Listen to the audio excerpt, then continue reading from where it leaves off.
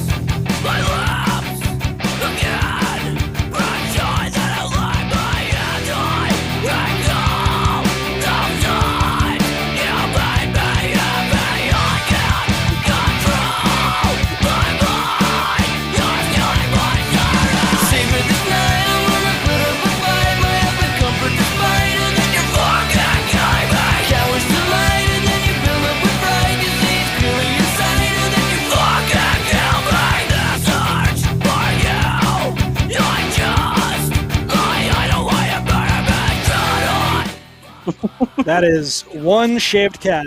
Hello all, and welcome to Hockey on Tap podcast. This is episode 42, and I'm pretty sure the cat is going to sign them out, so it'll be myself talking alone. But almost every button. I am your host, Bill Dean. I'm here, of course, with my two co-hosts, Steve Echevarria, Little Steve, and Mike Sandillo Schwim. We are brought to you by Primetime Radio, courtesy of Sam Wu, and you can find us on Twitter, Instagram, Facebook, YouTube, Apple and Google Podcasts, Spotify, and iHeartRadio. It looks like you missed a spot there, guy. Please leave us a 5-star review if you would be so kind. Boys, you have a cat that looks like a lion right now, but what are you drinking? Yeah, he's stealing the camera. I am drinking from Shorts Guy, who isn't with us today, that I'm very upset about. He picked us up from Cape May, although I think this is distributed up here. You can take a look. Isn't it a collab? Stores. Yeah. It's a collab with Tonewood Brewing. Tonewood Brewing? Yep, Tonewood Brewing. He's got his own brewing company? Mm-hmm. That's cool. You better believe it. Called Two Versions of Me, West Coast Style IPA. 1 pint. What is this collab all about? I don't know. Just says it's an IPA. Dead air. All right, cool. That's what that is. Yeah, we'll try it. Dead air. Why not? Just dead air. I was trying to read, not out loud. All right, Trim.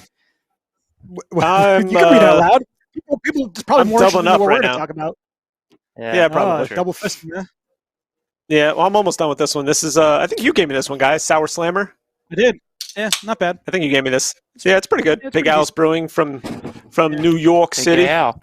New York City. Big Al says dogs can't look up. Yeah, it's in Queens. Like Kevin and myself. You went to this place? He went there and he picked it up. Yeah. Oh, nice. Pretty good. Strawberry guava sour ale. Yeah. And then I'm also drinking. I think you gave me this one as well, guy. Bolero. Yes, Kevin once again. So Kevin's ridiculous. What a good guy that other Dean is.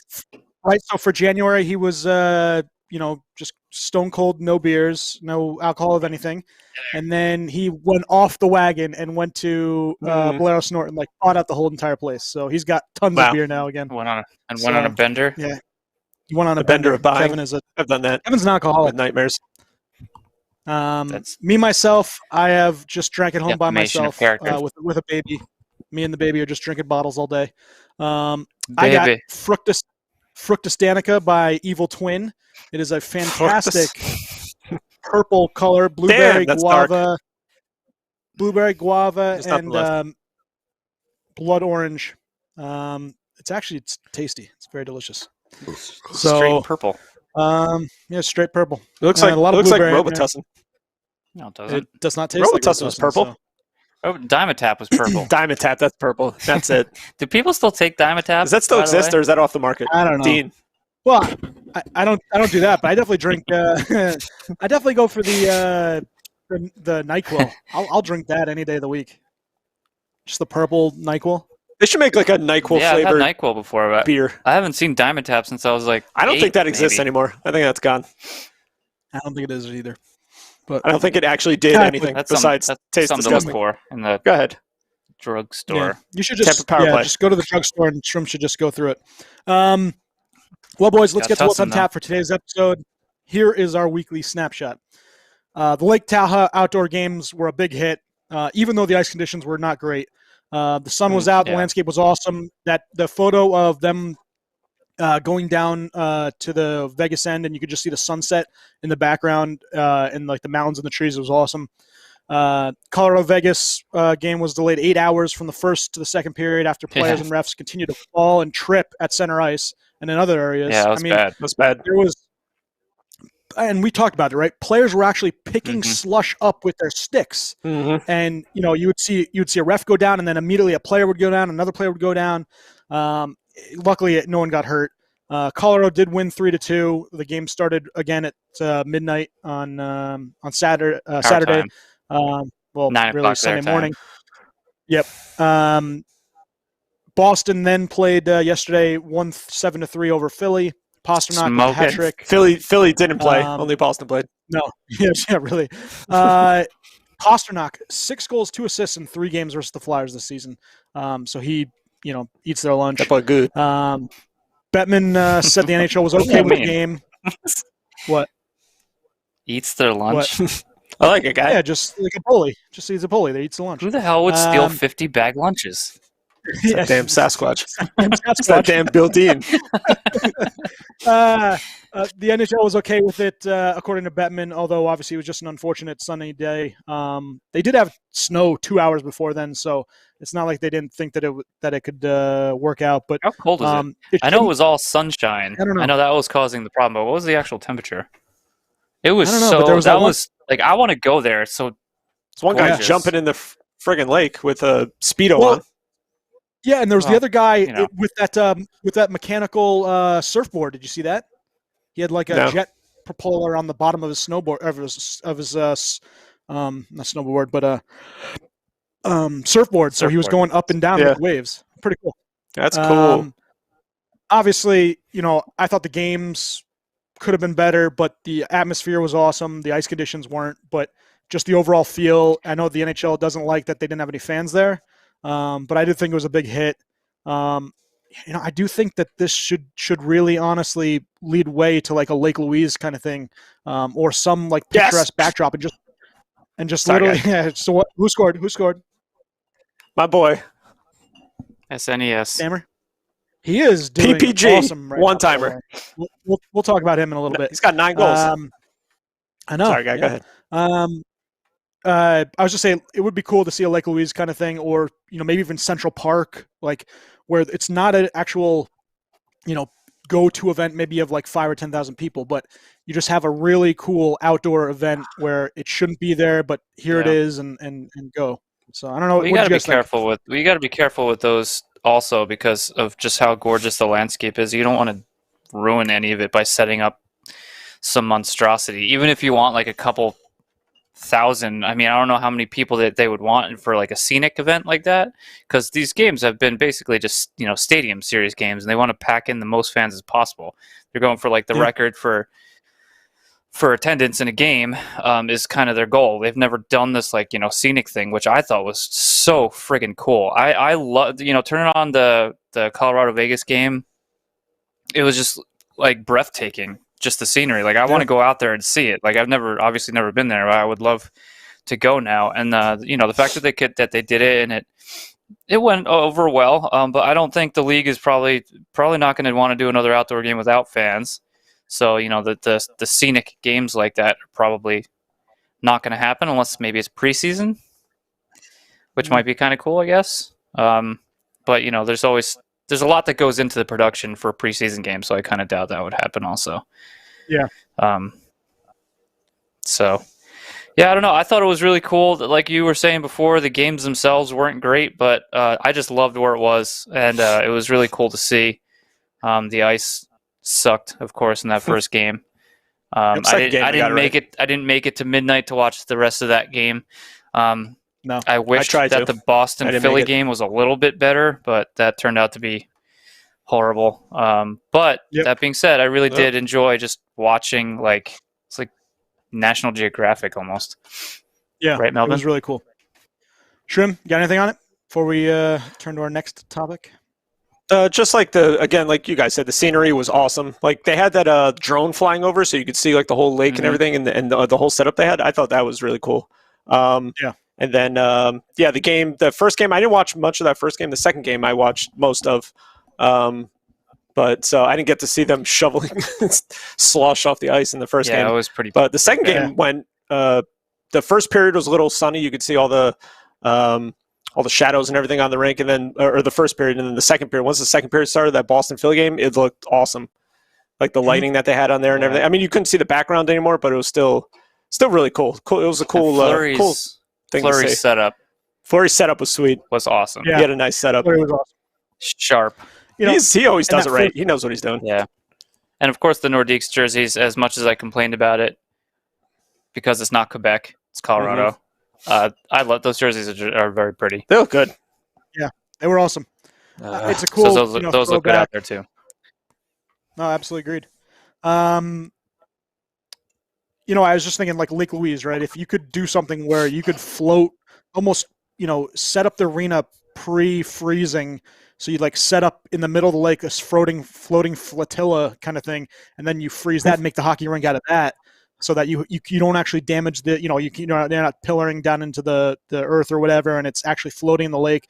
You could do so. I mean, I'm sure it's going to be absolutely ridiculous and costly. Sounds to awfully do complicated. They should have the fans like floating on the lake. Have a big inflatable thing that they can sit in and watch the game from the lake. All right, next topic. Artemi Panarin, he took a leave of absence today to deal with a report of an alleged assault in 2011 involving an 18-year-old girl. The allegation may be tied to Panarin's criticism of Russian President Vladimir Putin.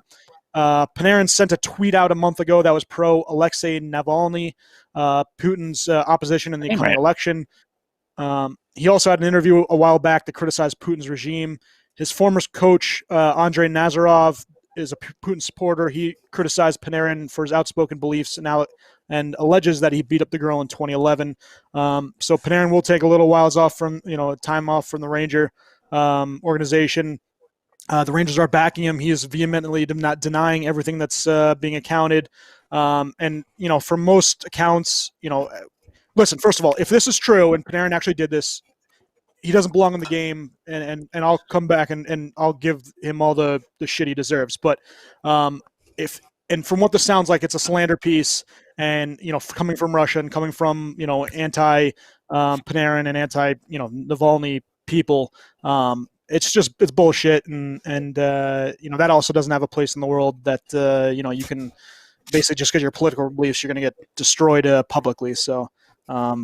I think it's a shitty thing to do, and hopefully Panarin's back soon enough, and that he's able to deal with this and not have any issues down the road. So this just smells bad to begin with. I mean, I know Melvin's blocking me, but I'm here. It just reeks of smear tactic, right? Obviously, do the investigation because these are serious allegations, and if it's true, he should be penalized to the fullest extent. Yeah, I don't want him on the team. So obviously do the due diligence and look into it, but it like I said, it just stinks. The whole thing, it's just so.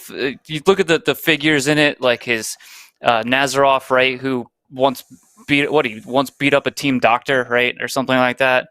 That guy's a lunatic. So it's all coming from very, very fishy characters. And disclaimer before I move on with my next statement, I'm about to make it is a joke, by all means a joke, but my one friend Jacqueline brought it up. This happened 10 years ago, and I don't think Panarin is capable of beating up an 18-year-old girl. It's true. He is. He's frail. I mean, obviously he's not frail because he's a hockey player and he does really well. It's a joke, and it's obviously an overstatement. But my friend brought it up, and I thought it was pretty funny. He's like, I don't even think he could beat up an 18-year-old girl, especially 10 years ago. But look into it, do the due diligence. Look into this case, whatever. But if this is just a smear tactic, it's bad, and I hope that Russian players that are playing over here have some sort of protection from things like this. Yeah, I mean, Who knows? Because if It's, this is a obviously- trend, I mean, we know, like, we don't want to get into politics, but we know that Russia's had involvement with certain things over here. And now if they're going to start, smearing their, just because they have an opposite view, right? Or, they're over here playing instead of over there playing. And they know how serious we take these allegations, right? We don't just sweep this under the rug. Like, Russia probably, in the Russian league, they are employing, what's his name, Voinov, right? Slava Voinov. Mhm. Isn't he playing in the KHL? Yeah. So obviously they don't think much of these things, but they know that the United States does. We take it very, very seriously over here, these allegations. And if true, obviously they should be penalized to the fullest extent. But is it that easy where they can just, if this is just a smear campaign, is it that easy to just come up with something like this and then all of a sudden he's gone? If that's going to be the end result, or this isn't going to be resolved until they can actually figure out what happened in the over these allegations, could Artemi Panarin miss the entire season while he's trying to, clear his name throughout this? I mean, the Rangers suck. And then as does it end there though? But does it end there? I mean, they could. Yeah, no, I know. If you're not a vocal, obviously we're heading down the speculation route here. But if you're not a vocal supporter of Putin, is this what's going to happen to every Russian player who doesn't vocally support him? Well, This could be the start of something, pretty serious. But let's see where it goes, and hopefully it's resolved quickly, and we get to the bottom of it, and whatever needs to happen happens. I mean, it's a long-standing joke, right? That Ovechkin has Putin's credit card to do whatever he wants with, because he obviously does very well for Russia in terms of their hockey scene, and he doesn't not support Putin. So that's there's always the joke that he has his credit card. So that's who knows? I mean, I think there was also something about Evgeny Malkin as well. Had something along the lines of support, but who knows how much it's forced? Blindly, I understand. just blindly follow and support just because you're scared of the repercussions that could happen if you don't. Is this like their strategy to try to get him to leave the NHL and come to the KHL? Because it might just be purely because I don't think that's going to work for there. It's not going to be like, oh, okay, I'll come play there now after you just ruined my career in the NHL. Like, oh, hey guys, I'm back. Well, I mean, if these allegations, if whatever happens with these allegations, and the Rangers decide like this is too much for us, and we have to release you, and then there's still is anybody going to take him? It's Artemi Panarin, but hypothetically, if nobody takes him, where's he going to go? Maybe he does go back to Russia. So maybe it is something like that. But I think mainly, if we're going to go by how this looks on the surface and looking through all the details of where these allegations are coming from, it seems like it's just one of the, if you're a supporter of Navalny in Russia, it's not good right now. So if he's vocally supporting Navalny right now, I mean, and he's a big name in Russia and in the United States as a hockey player. So, and it is like, and like I'm saying, it's so perfect because it's like allegations like this that so often, it's not acceptable under any circumstances for something like this to happen in the United States. And we know that. And so frequently, all it takes is an allegation to ruin somebody's name. Yep. Like, we don't wait for it to happen. And then, of course, if it happened, they deserve what they deserve. But if it didn't happen, if something's fishy like this, obviously more often with these accusations it happens and then not happening and somebody's just making it up. But, if you do, the damage is still kind of done there. But I don't know. Yeah. I don't want to dive down this rabbit hole of speculation and seeing what's going where. Has Panarin made any kind of statement, or is he just the only thing he's said is that he's taking the leave from the team? I think the Rangers just gave a statement on behalf. The Rangers did, yeah. The Rangers basically said he vehemently denies everything, and he's going to take some time off, and they're supporting him, which I would hope they would say and expect them to say. I don't know. Yeah, it's all sounds a little fishy. So hopefully, he can't say much right now. He needs to be cautious with what he says at this point. So he's got to. Yeah. And I don't blame him for doing this, but I hope I just missed a goal. That yes, you did. I hope that there's some sort of resolution quickly to this. and we can figure out what exactly happened. But if it turns out to be like what we think it might be, I think it could be a dangerous precursor to what we might see in the future for Russian hockey players. All right, some good news. Connor McDavid nets his 500th point in 369th game, which is the same as Sidney Crosby. Same exact amount of games. This is a list of guys from games to their 500th point. So Gretzky did 500 points in 234 games, which is it just blows your mind how 234 games to get 500 points. Just let that sink in. 369 for these guys. So Lemieux was second at 287. Also, I blame it on the goalies. Yeah, well, yeah. Lemieux was second at 287. Then Peter Stastny at 322. Mike Bossy at 349. Lindros at 352. Just remember how great Lindros was in those first few years. Yari Curry in 357. Brian Trottier at 362. And then obviously the two at 369. The move where he kicked the puck up, I don't know if you guys saw the game where he got the 5 points, but the move where he kicked the puck up to his stick and then roofed it all in one motion was ridiculous. And then he had a fantastic deflection. This is probably the most beautiful deflection I've ever seen. He actually directs it up into the air and pass, just amazing. What he's doing right now and the way he's playing, it's beautiful. He's actually winning me fantasy weeks, which is very nice. But especially last week. Yeah, especially last week. But yeah, so just look at think guys right now. Look at just looking at Connor McDavid. I mean, there's a lot of talk, and we'll get into the Crosby thing in a second too, because actually let's get into it first, and then we'll get to it. Crosby played in his 1,000th NHL game on Saturday.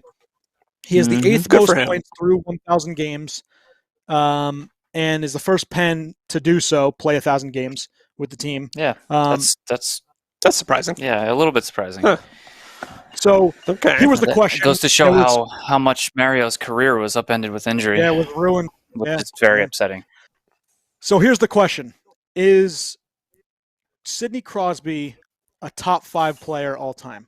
So now you have the top 4. I mean, I'm pretty sure the top 4 is set in stone, right? You have Gretzky, Lemieux, Howe, and Orr. Top 4. Yes. Yeah. And all 4 of them have said that Crosby belongs there with him. Well, all 4 of them have said that Crosby belongs in the top 5 with all of them. I'm not saying – hold on. I'm not saying he's not. But here's the names you might put in that section, right? Messier, Jágr, Yzerman, Lidstrom, Maurice Richard, Beliveau. I don't think you can really put a goalie in there right now. And then the next name, which we just talked about him, eventually Connor McDavid.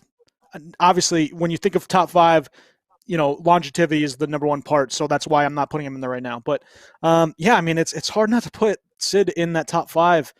You go through those other names, Messier obviously with the cups, also with points. Very great player. Jágr, more longevity. Yzerman obviously was just fantastic. Lidstrom, might be the best defenseman of all time. A lot of people I would make that argument.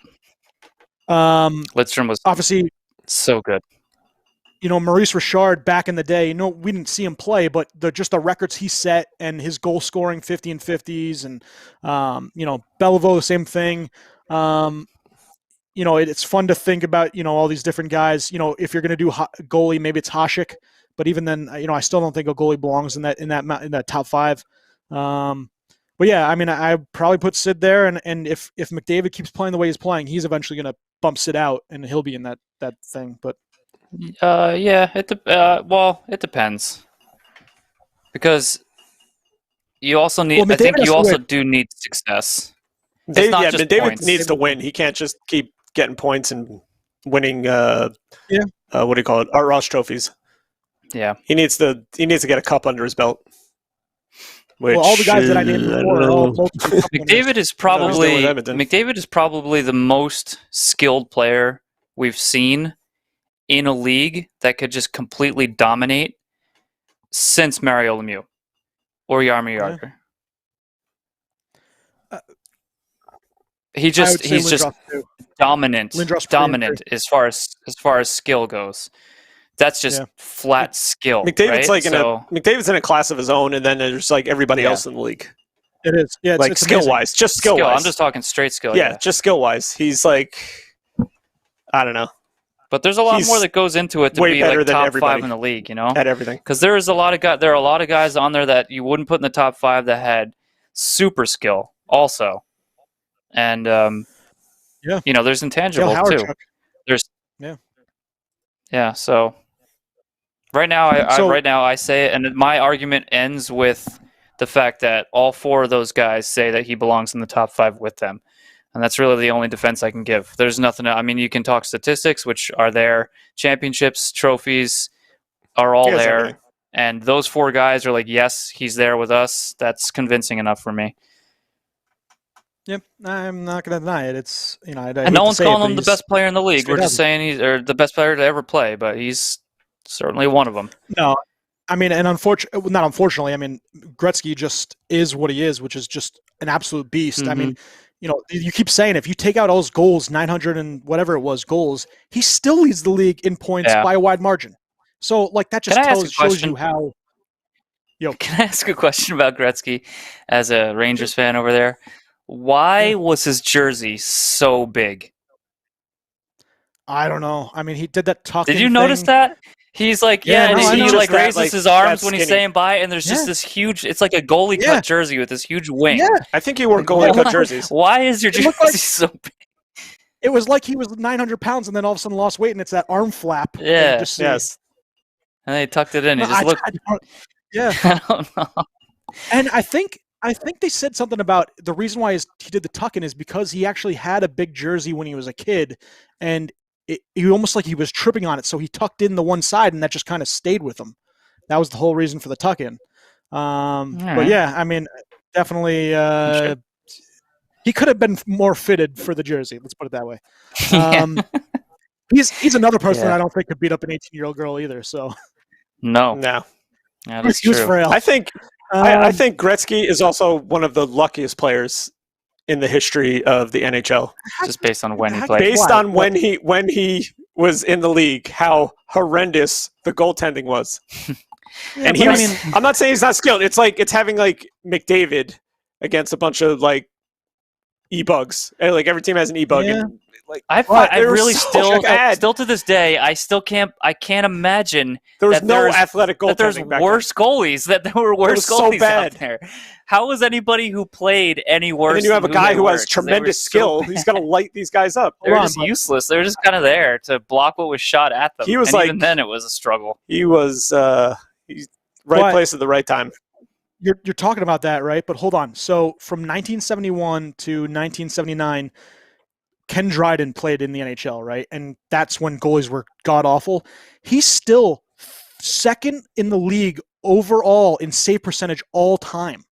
That's crazy. Mm-hmm. Ken Dryden was just absolutely ridiculous in an era where goalies were trash. And his .922 save percentage is second all time behind Dominik Hasek and him. So and then everybody else in that era. There was like what 2, maybe 3 goalies that were really really good. The rest were. I mean, he was. We could probably score on them. Darren Pang. Now, like in the league now, like every team has like a stud goalie. Almost every team. So now has like a stud goalie. So if I just go top 10 for save percentage all time, Hasek 1, Dryden 2, Tuukka Rask 3, Ben Bishop 4, Tim Thomas 5, Vasilevsky 6, Roman Cechmanek 7, Roberto Luongo 8, Anton Khudobin 9, and Henrik Lundqvist 10. Yeah, none of those ones that Gretzky played against way back when. All this era. It's all our era. Yeah, it's all this era. Yeah. It's all dead puck era. When I heard that, or when I saw that, I was like, holy shit, But, yeah, pretty good stuff. Points leaders, just we talked about it. It's been a while. I heard that one. Roman Cechmanek. Connor McDavid, 37 points in 20 games. Absurd 1.85 points per game. Draisaitl and Marner are tied at second with 30. Austin Matthews, 18 goals in 18 games. Yep. So it brings me to my other question. And let me scroll down to it. 50 goals in 50 games? Would you? Well, so basically, would you? I think he can do it. A. What's his over? I think he can score 50. What's his over under on goals? You think prediction? total for the year. Yeah, I say 45. 45 and 56 games. That's a good That's good crazy. number. How many games are left? Like 30-something games? They've You know, played it's 56. How many He's played 18 20. games. They played about He's 20. played 18. No, he's played 18. He's Yeah. only played 18 games? All right. So, Yeah, 56 game schedule. so is that 38? How many games left? My Yeah. math is terrible. No, 50. Yeah. Well, just think 38, about yeah. that. There's 56 Okay. games in the season. Just kind of go off that. He So scored 38 games what? left. And he 38 needs- games, he scored 32 goals? No, well, he needs to get 50? 56 minus. Yeah. Well, yeah, 6 games. Yeah. But you'd have to do. I mean, He's scoring basically 50 goals in 56 games is still absurd. Yeah. Completely. I think he absurd. can do it. The way he's scoring. Yeah. Well, think he can do it. He might. He might be able to if he keeps playing Ottawa so frequently during the season. But I don't. He's gonna slow down.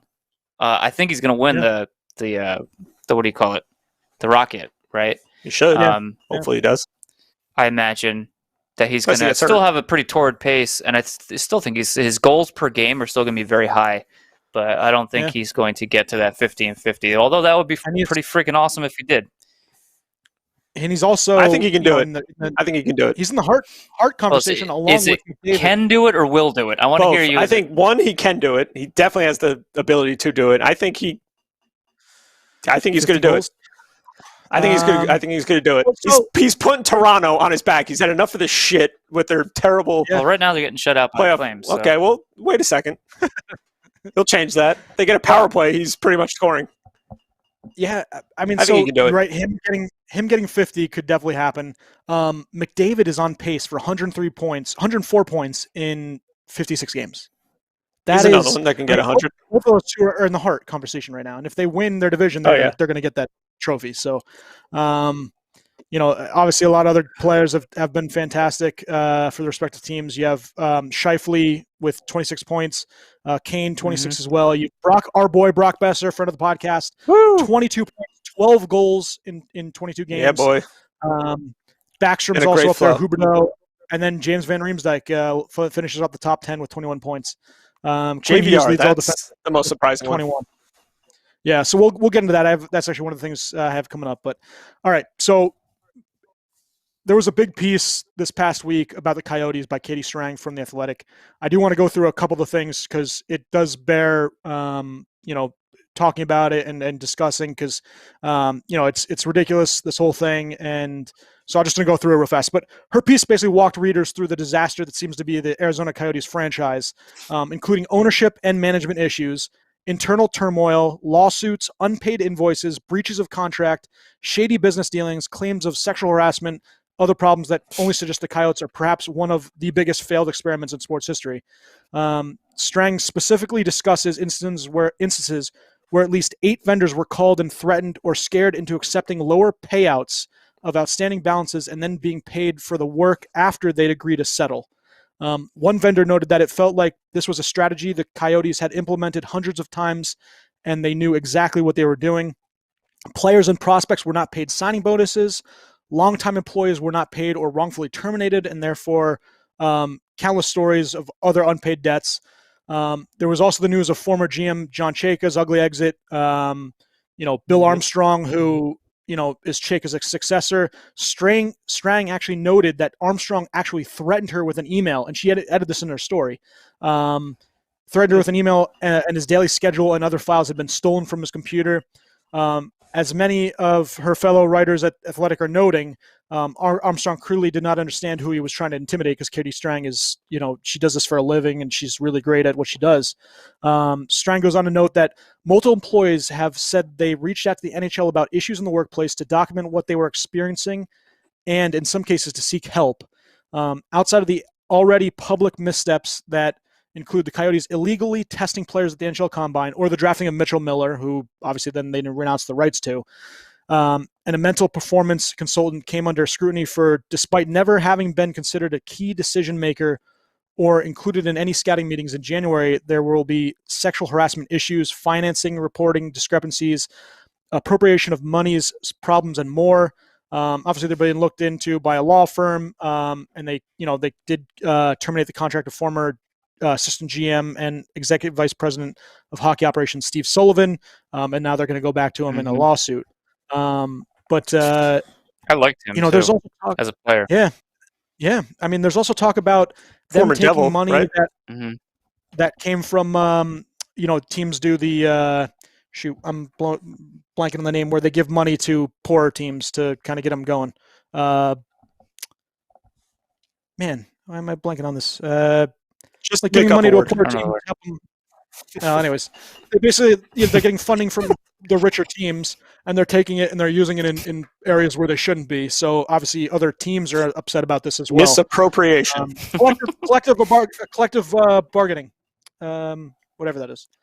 I can't believe I just blanked on that, but so yeah, I mean, obviously, a huge bombshell that was dropped on the NHL, and they're talking about the owner. They want him out, but he's one of the leading guys in Vegas and getting sports betting and gambling. So I can see that that's not obviously gonna, he's not gonna leave anytime soon because they need him. So. Pretty bad stuff happening in the desert, and we'll see if they can shake it up and what happens in terms of penalties and stuff like that. What can you? That's such a ruined organization, and They would have to gut the whole organization in order to change anything. Yeah, But and it's just I so. don't think they're going to do that. There's no. I mean, there's no fans. It's just such a what do you do? Why? They just need to scrap it and go somewhere else. Just be like, sorry, just, implode the entire organization. Not the players, of course, because I don't think they have anything to do with any of this. No. But implode the organization, move them somewhere else. And to be completely honest, I don't know. Do they do anything for the city or the state as far as revenue or anything? I have no idea. I can't imagine that they do because no one seems to care. But if they can find another place and start from scratch. I mean, you don't want to see the players suffer, obviously, but because they seem like besides the actual victims in this, the players too. I don't know what to do. It's like why are we trying to salvage something so failed?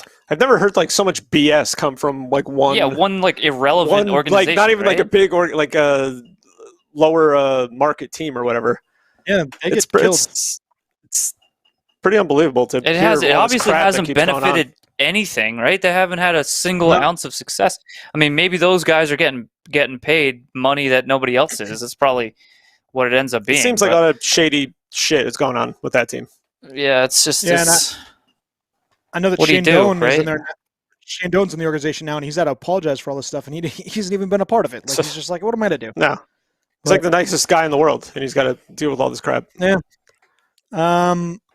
So, yeah, obviously it was a big story that happened. I wanted to give credence to Katie Strang. Obviously, a great piece. I encourage everybody to go read it on The Athletic, or at least find a place you can read it. She's obviously done a lot of other great stories. She talked about the whole Larry Nassar case with Michigan State because she was a Michigan State alum. But, yeah, go tune in and take a look. Other news, Nico Hischier was named Devils captain. He's the youngest captain currently in NHL at 21 years old. Returns Saturday after 11 games off due to a leg injury. He's the second Swiss-born captain to who? Who's the other Swiss-born captain? Yossi. And he's the second youngest in Devils history. Andy Green was the last captain, obviously. Both the Rangers and Devils starting goalies are playing well as well. So it's going to be a good series coming up soon.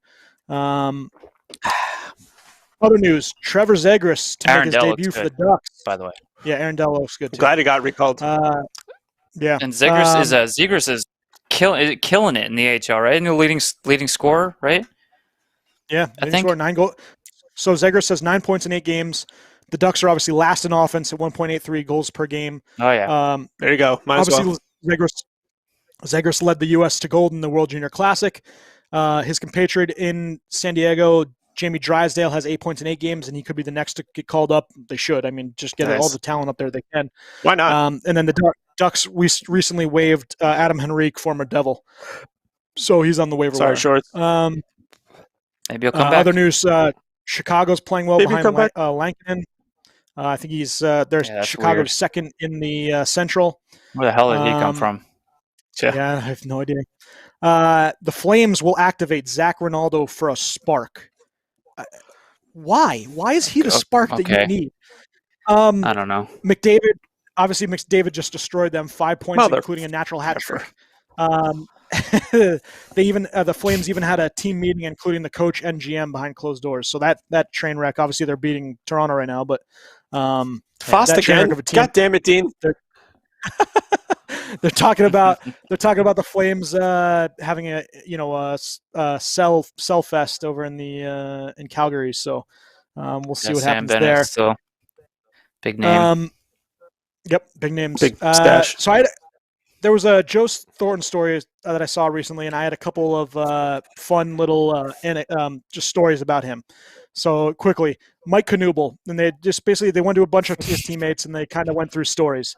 So Mike Knuble, he got pulled over on the Massachusetts Turnpike without a license or anything like that, and the cop asked him for his ID. And he found his hockey card in his armrest. He got that out on the Mass Pike, and the cop let him go off the hook without a ticket. Nice. Andrew Raycroft was in the car and goes, that is not about Joe being cocky or trying to be cool. That was just Joe being Joe and trying to talk his way off a situation that he probably should not have gotten himself into, which was driving his Lincoln Navigator too fast. So pretty great little story right there. Rob Zettler, who was the assistant coach for the San Jose Sharks from 05 to basically 2019. Remember the fight against former Leafs forward Nazem Kadri? He came to the bench, and I said, "Jumbo, are you okay?" He started laughing. He looked at me, and he said, "Zeets, there's a clump of my hair on the ice." So you remember that fight with Kadri where he pulled his ear out? So everyone was within earshot started laughing at him. Another good one I saw, Mike Aldrich, who was the equipment manager. Schwim's going to have a heart attack. In 2018, there was very annoyed right now. Yeah, there was a collision at center ice between Connor McDavid and Tomas Hertl. Neither of them had the puck. Zach Kajan pushed Hertl near the glass. So Hertl gets the penalty, and a couple of shifts later, we're back at full strength. And there just so happens to be a face-off in the neutral zone right in front of our bench. Kajan's lined up with his back to our bench, and Jumbo is right in front of him. Jumbo is literally leaning over Kajan's shoulder, and he's yelling, "Hey, Connor." Connor was obviously wasn't acknowledging him, so Jumbo keeps yelling, "Hey, Connor." Finally, the puck's ready to drop, and Connor looks at him. He goes, "When I was the best player in the world, I used to take care of that shit on my own. I didn't need any middleweight to come and take care of it for me." So obviously, he was talking to Connor McDavid to fight his own battles and not have Kajan, give him grief. Jason Ryan Clough said he would come into my room after dinner at the hotel, flip on the TV, rent a movie, and wouldn't stay for more than 5 minutes before he'd leave and never come back. You think you're watching a movie together, but he'd go to the next guy's room and talk to him. He never enjoyed spending time alone. And then maybe that's just Ryan Clough. Yeah, and then Jimmy McGinn said if you ever wanted to get some rest, that didn't really happen because everyone was in his room. Being a roommate with him, obviously you got to learn to sleep with the white noise machine. So Joe Thornton would bring a white noise machine everywhere he went, and he'd plug it in and play it really loud. Wow. Jason Demers, we were spending the night in Florida. We had a few days in between the next game, so we were all going to have dinner and drinks together as a team. Demers wasn't playing well. He had a really bad game. Jumbo came up to him and said, "Are you sure you can handle everything? Are you sure you're ready to play?" He said, "Fine." He still played. He had a shitty game. The game ended, and he was not. Demers wasn't in a good mood. He goes, "You know what? At least I can go have some dinner with the guys and get it over with." Next thing he knows, Jumbo comes over. He goes, "No, you didn't earn it tonight. You're going back to the hotel. You can't be a young guy trying to make it in the big league and play like that." Obviously, Demers was crushed, but Thornton actually went back later on and basically talked to him for an hour about his play and how to get better. So obviously Thornton being a fantastic teammate. Another one was the last one was nicknames. He'd give guys nicknames. So this one is for Jason Demers. Sometimes he had 6 nicknames for one guy. Demers' nickname was Daddy. He didn't even have any kids, and he just called him Daddy. Setaguchi's nickname was Techno because all he did was play techno music, and Joe didn't have any other name for him. The strength coach was Sly because he was Italian, so he just called him Sly Stallone. Makes sense. Wingles was Dewey, but even funnier, he called Logan. he called Logan Couture Buzz McAllister because he put a photo of Logan Couture besides Buzz from Home Alone saying they looked alike. So from now on, Logan Couture has always been Buzz. Yeah, so that one was really good. And then lastly, Ian Mitchell was nicknamed to call Maurice Richard. Right, there we go. So, yeah, so Maurice Richard. All right, a couple other last ones. That's it on the jumbo stuff. I just read something that David Ayer's story was just bought by Disney, and they're going to make a movie out of it. I mean, what? Really? What? Yeah, he's going to be in a Disney movie apparently. I mean, like it's Oh an my awesome God, story. imagine- And all, but like, come on. He wins that. Is Shorts Guy going to play him? That would be amazing. That's Shorts guy, if you're listening, get on that. Call Disney Yes. and be like, "Yo, I can be the perfect Stand-in. David Ayers for Yes. David Ayers." Absolutely. Yep. Oh man, if they show, oh wait, never mind. Who did he beat? Toronto, right, that night? Mhm. I Yeah. think His hometown Right. team. Yep. And then Toronto beat Tampa the following night, so that was embarrassing.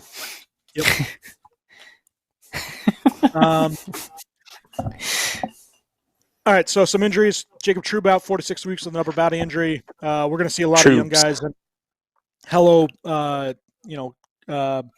Power or Hughes. I'll take either one of those two now because we're going to suck. Capocacco also on COVID-19 list. He's going to miss a few games. That's the second time, right? Yeah. I mean, hopefully he's doing well. They have to be cautious with him. Exactly, Over cautious yeah. with him. No, I mean, So hopefully it's, everything is just an abundance of caution. Hopefully. yeah, it's big time for him. Obviously, with I think he has type 1 diabetes or something like that. And celiac, both celiac and Thank you. diabetes. All right, so some rumors, and I'm watching the game right now between the Islanders and the Sabres. Jack Eichel, now Elliot Friedman is saying he's available as well. There are rumors that they're out. Sabres are very bad right now, and they might do a fire sale and kind of wait a year or two. And I think that Eichel will pretty much call it quits then. The Rangers, Friedman said, were the only team that he knew of by team name that made offers. So we'll see what happens with that, especially because Mika Zibanejad's been terrible. They've been without Philip Hedl for a little while with injury, and Strome is just not very good. So we'll see what happens. Maybe the Rangers can put together a deal. I mean, obviously, it's going to probably involve Lafreniere, which I'm not interested in doing that, but we'll see what happens. Probably. It almost has to at this point. Yeah. Or Kakko, I one of the two. I would hope it'd be Kakko. Yeah, I would hope it'd be Kakko first. But there is mutual interest in Hall extending, though, which is crazy talk. Yeah, I mean, I'm sure it's just due diligence. Hall is a very smart businessman. He knows that, he should try to get as much bang for his buck. So he's going to try to get it from them if they're crazy enough to offer him probably $10 million a year. Just like, what does he want? I don't know what the hell he wants to do. What do you want out of your career? I would hope he want to win a cup. I mean, I would think so, but it's pretty obvious he doesn't want sign with Buffalo. I don't know. I don't know what he was thinking. JJ.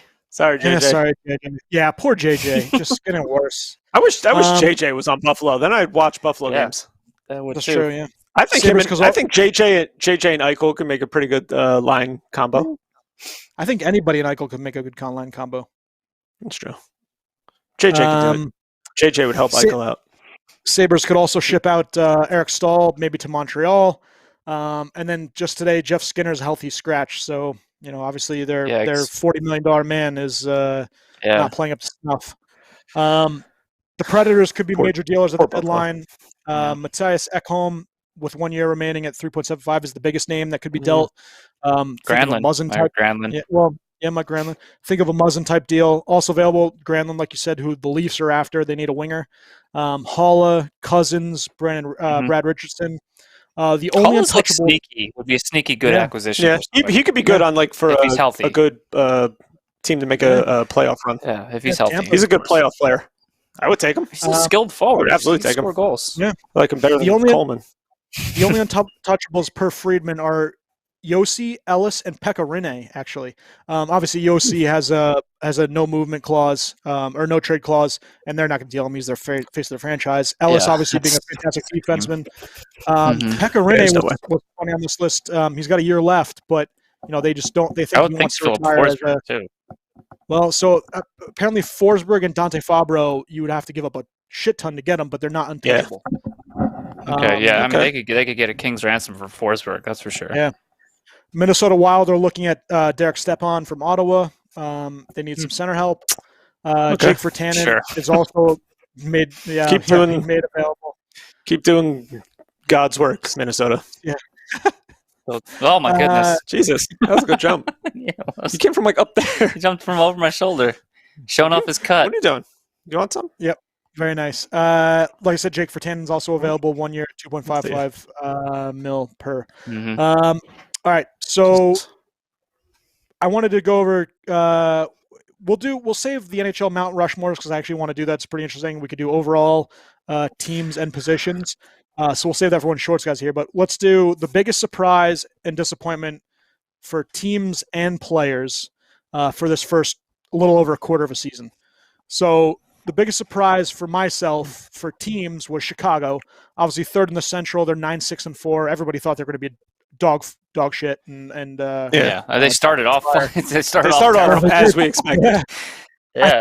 I didn't think they were going to win a game. I thought they were going to go 0-56. Well, were they I was going, I dead think certain. they were 0-4, right? I think off the bat. So they went I don't 9. know. They were 9, letting in a 2, lot of 4. goals too, They're letting up like 5 or and 6 they goals a looked game. so bad. They They did not looked look good. Yeah, they were bad. horrible.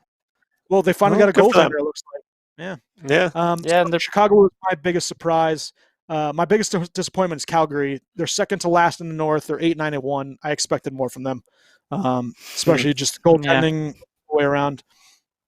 Expect them to be better, and they're not. Yeah. You guys got any other surprises, disappointments for teams? I mean, I think you nailed it. Calgary is certainly a disappointment, but it seems like for the most part, everybody who should be winning is winning, and everybody who should be losing is losing. For the most part, the one, and I'm sorry, Dean, but I really did expect the Rangers to make some sort of playoff push. I know. Yeah, I really thought that they were kind of there. They're bad. But It's yeah, they're looking like one of the worst teams in the league currently. Hey, I'll take And all now the power. with now with injuries and this Panarin situation, it's just not looking great for them. So that's certainly a disappointment. I'm not really saying Chicago's probably the biggest surprise so far. I know Schwim and I had called Montreal before, so for them doing well. So I'm not overly surprised by that, but it's nice to I'll see give them one more doing team. well. They were a sleeper. Um, How about the other team that's ahead of Tampa in the Central? Florida. Yeah, Florida. Right? Yeah, Yeah. Florida's a They're big 3-2. surprise. 24 points. Yeah. Winning now, I think, as well.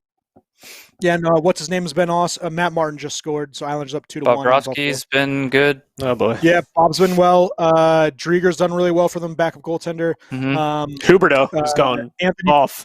yeah, Huberto's off. Barkov's been awesome. Anthony Duclair's doing well on that first line. Yeah, pretty good. Mackenzie Weegar's been a solid number 2 defenseman for them. Patrick Hornquist has been He's doing good too. fantastic. He's like 7 goals, right? Yeah, something like that. You know who I'm actually really surprised of right now? LA. Yeah. They've been like putting goals up, and they're in. I think they're in a playoff spot right now. They're 4th in the division. Yeah, thought they're they'd be 17 points. way towards the bottom. 7-6-3. That's surprising. spot is going to be. Who the hell knows is going to take that? It's going to be a shitty team, but like I didn't Yeah. expect LA to be up there. I thought they'd be towards 7 or 8 right now in the division. Yeah, I thought the bottom would be all California. Yeah. To be honest with you.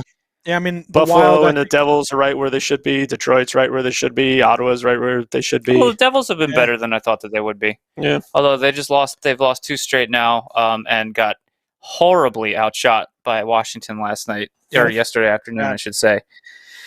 Aaron Dell looks awesome in his pads. Love those. His freaking pads. his getup is The awesome. whole His setup glove is and blocker are awesome wonderful. too. Everything.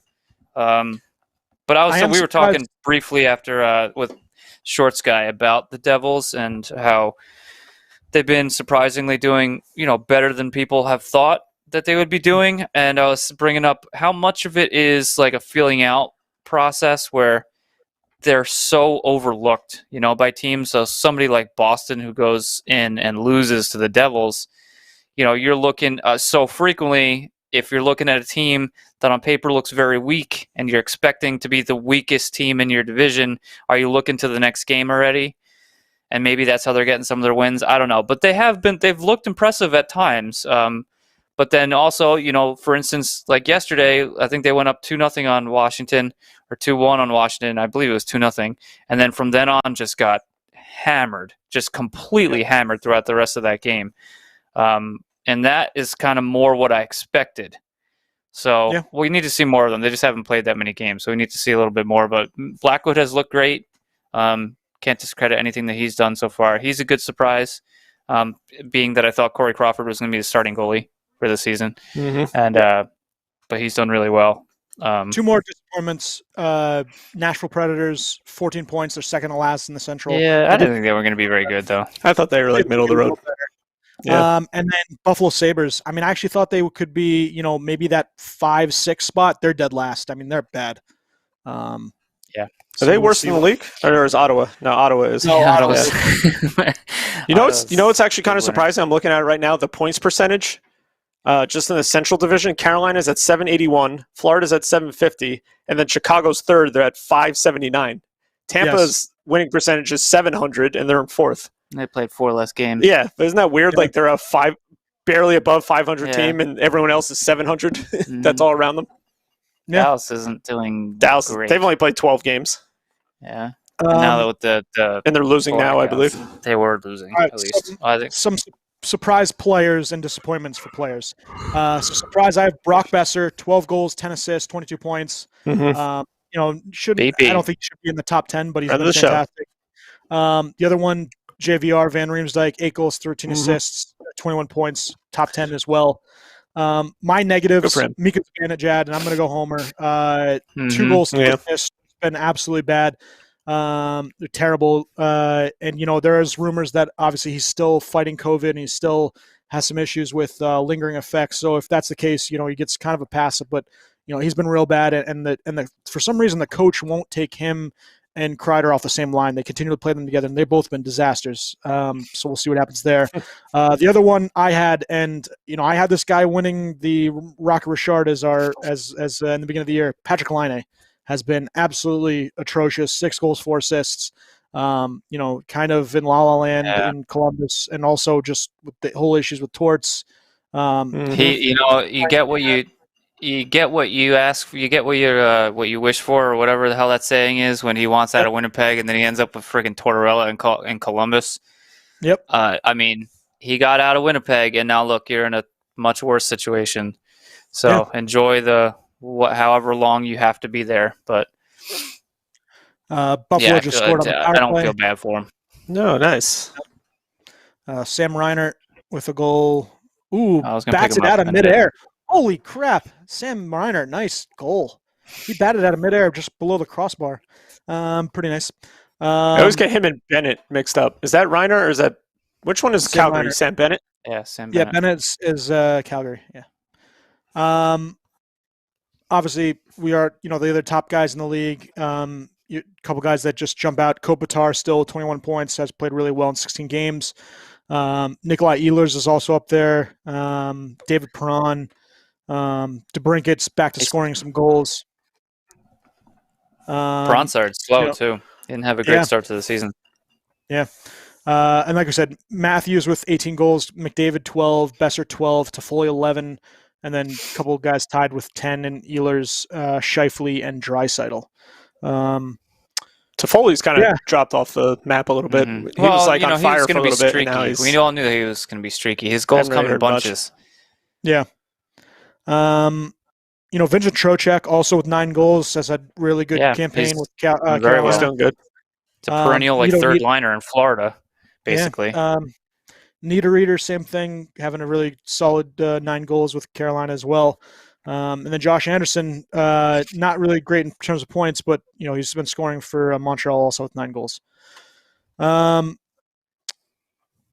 So we'll save the NHL's Mount Rushmore as well as the current players that are Hall of Famers or could be that are currently playing in the NHL. I thought that was pretty good way to go. Some trivia. Unless you guys have any other notes you want to talk about NHL wise. I have one discussion point that maybe we can bring up next week that I brought up with Schwim earlier. Mm-hmm. We all remember who the last player to play in the league. Here's a trivia question. The last player to play in the league without a helmet was Craigers. Craig McTavish. Yeah, Rangers. Yeah. So who is going to be the last player to play in the NHL without a visor?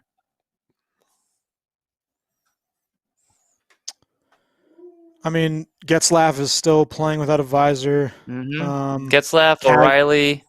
Well, you got to think Chara and Thornton won't be, right? No. Cassian, Getzlaf, Jamie Benn, Ryan O'Reilly, Matt Martin, Pat Maroon. Although, no, I think he has a visor now. I think about it. Shit, it's funny to think that wear one. Ryan O'Reilly's that old that he doesn't. The thing is, like, I was talking to him. Yes, in a sense, he's older. He's in his 30s, but also I think that so many players decided to go with the visor that we don't like really realize. Yeah, how the age in which they could be grandfathered in to not wear that visor anymore. Mark Stahl. I always thought it was strange with Ryan O'Reilly. Yeah, Stahl and Girardi never wore visors. And then Stahl had that eye injury where the puck hit him in the eye. He had to go to the tinted visor, and he still wears that. And Girardi was like, he watched one of his good buddies get this eye injury. He started wearing the visor. I mean, there's a lot of guys you think about. I'm gonna go Getzlaf. I think he could be the guy there. Really? Yeah, I'm gonna go. I'm thinking O'Reilly. I was saying Jamie Benn. Yeah, one of those two. I think an O'Reilly or Jamie Benn. Yeah. Getzlaf, I feel like, is kind of on his last legs almost. I could see him sticking around for a little while. I don't know. Yeah, I mean, we'll discuss it more. But yeah, that's it. We can all have our guesses. So we could throw money in, and if we remember, whenever that happens, like a decade from now. Yeah, we gotta see every other player that is still playing. Who's currently not? Yeah. Does what's his face doesn't wear one? Ryan Reeves. Doesn't he? He not wear a visor? Have one. Yeah, that's true. He could be one. Yeah, but I don't think he will. I mean, nah, he's not going to last. I love Reeves, but he's not going to last. Nah, he's slow too. That's his problem. I would love to have Reeves on my team, just for ass-kicking purposes. Yeah, well, I mean, why not? Some stars of the week, real fast. Obviously, Matthews with Toronto had 7 goals. No one 12 on my points. fantasy team. Yeah, no, I can imagine. Matthews paced the NHL this week. 4 games, he had 7 goals, 12 points, 4 power play goals, 6 power play points. Obviously, they went 3-0-1. Yeah, he's ridiculous. Second star Connor McDavid, 3 goals, 6 assists, 9 points in 4 contests for the Oilers.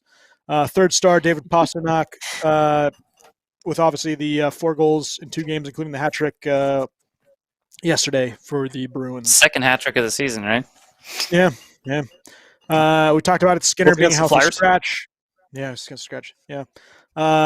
Thornton, Hyman, Muzzin, and Anderson did not play against Calgary on Monday or today. San Jose, Carlson's out week to week. We talked about Anaheim, Zegras playing, Henrique out. Is he playing tonight? Is that currently the worst contract in the league right now? Erik Karlsson. Skinner's isn't very good either. No, but he's not making $11 million or whatever it is Carlson's making. Yeah, no, I mean that's a fair point. I mean, it's bad. It's real bad. The guy doesn't play. No, I agree. I don't disagree with you. We didn't talk about quickly just goaltenders because we talked about the players obviously, but goalies still having fantastic seasons. Marc-Andre Fleury, 7 wins, the 1.71 goals against average. Grubauer has been fantastic for Colorado, obviously with Francouz out for the whole season for Colorado. So he's really led the league. Yep. Vasilevsky also with 9 wins. He ties Grubauer for most in the league. and looking at this, if Grubauer continues to play the way he's playing, and Colorado wins the Presidents, or at least goes, he could win the Vezina. So it's definitely interesting. And I talked about the two I don't goalies. see him ever in the discussion. Three Metropolitan goalies playing very well. Varlamov 7-4-2, 207 goals against average. Mackenzie Blackwood 4-1-1, a 2-1-2 goals against average, and then Igor Shesterkin 4-5-1. Obviously the Rangers suck, but 223 goals against and 927 save percentage. So all three guys top 10 in the league for goaltending stats. Well, I said Chris Drieger before. He's 6-1 for Florida, 234 save percentage. That's surprising. 234 against. Also, Calvin Pedersen. Reimer, right? Reimer's 8-1, and his numbers are horrible. Yeah, he's like the opposite of Shesterkin, basically. I think he's 8-1. His goals against is over 3, and his save percentage is under 9. Yeah. Yeah, and then we were talking about it. What's his name? Mike Smith is undefeated so far this season. Yeah. Or Shorts guy. Where is Shorts guy? Absolutely fantastic. Schwim's team should trade for him. We had this one that we talked about. You can be the backup. I don't mind. The Senators, and this goes back to the Senators Toronto game where the Senators came back from a 5-1 deficit to win 6-5 in overtime. The Senators have trailed by at least 4 goals in 240 regular season games before tonight, posting a 0-237-3 record in those contests. They are now That's crazy. 237-3. So Toronto with another fabulous loss. Yes. With another fabulous loss. They set records in like the opposite, in the way that you don't want to set records. Like whenever you're like, who was the team that did something negative? That blew some sort of lead. It ends up being some Toronto. Sort of point. Yeah. Who's the team that lost to the only e-bug in history? Yeah, it's Toronto. You just guessed Toronto. You're 99% chance of getting it right. We talked about the Flying V. So apparently, and they went back and they looked at this. We didn't really talk about it. Well, no, remember we talked about sort of brought it up. Yeah, no, I know. Yeah. You said it. Habs were the only team to try the Flying V.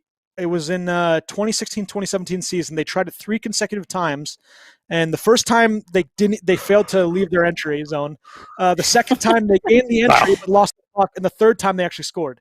So the Habs did try the Flying V, and it worked out pretty well. 33% chance of scoring on the Flying V. So we should try it. Bone Storm should try it. Yeah, exactly. Career games with 5+ points.